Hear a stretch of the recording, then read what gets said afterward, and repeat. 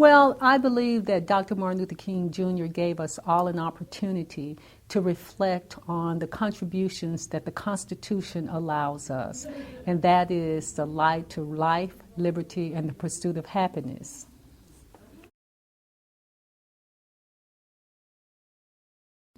Well, I believe that there are individuals can claim accomplishments, but as a nation and as a people, we still have a long way to go. As a former state legislator, as a former Dallas City Council member, and as a former First Lady for the City of Dallas, I have had the opportunity to enjoy public service, to make a difference and a change in the way that people's lives are affected. And I believe that that is what Dr. Martin Luther King Jr. really worked for, the opportunity for us all to participate in the American dream, as well as those opportunities afforded by the Constitution. But we still have a long way to go, because until the majority of us can seek and reap those benefits, his dream will not be fulfilled.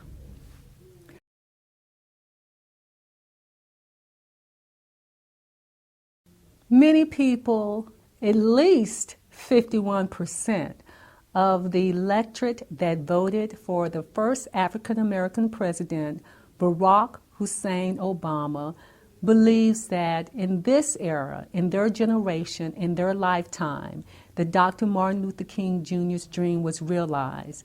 But as we move forward away from 2008, we find ourselves in some of those same challenges that Dr. Martin Luther King Jr. fought for.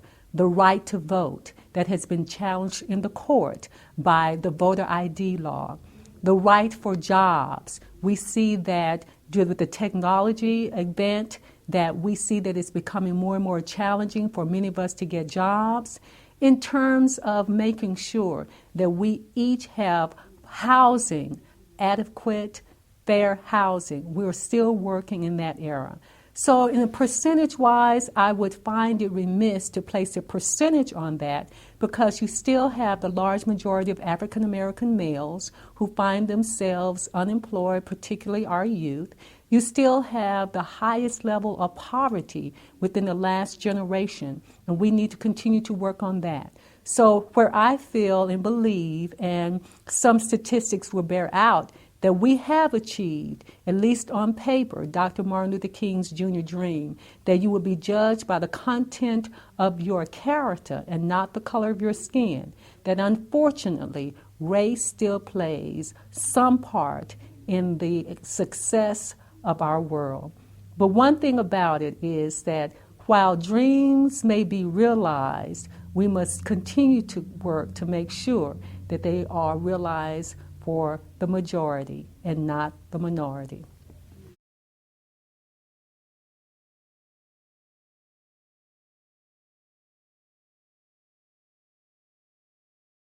Dr. King's dream really, as he said, was about the Constitution.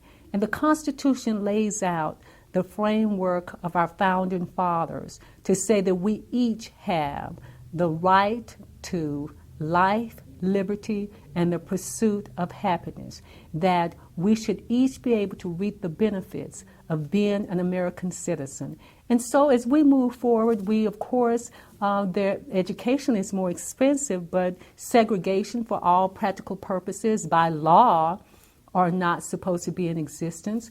Jim Crow laws are supposed to be non-existent. You see the fact that you can go in any restaurant and eat, that you still have an opportunity to go in stores and try on clothes inside of their dressing rooms. And whereas you don't have literal dogs being sicked on you or set on you, you still have the vestiges of racism. And we must continue and will continue to fight for those. Civil rights, the right to vote. Dr. Martin Luther King Jr. in his last days, and even at the death of John F. Kennedy, who was trying to get the right to vote for then blacks and Negroes. We've achieved that. And so some of those things, and he was able to work with Lyndon Baines Johnson to sign the Civil Rights Act into law, Voting Rights Act. So those things have been achieved, at least on paper. In the reality, it continues to be a fight. And that dream will continue to be sought after till the end of time.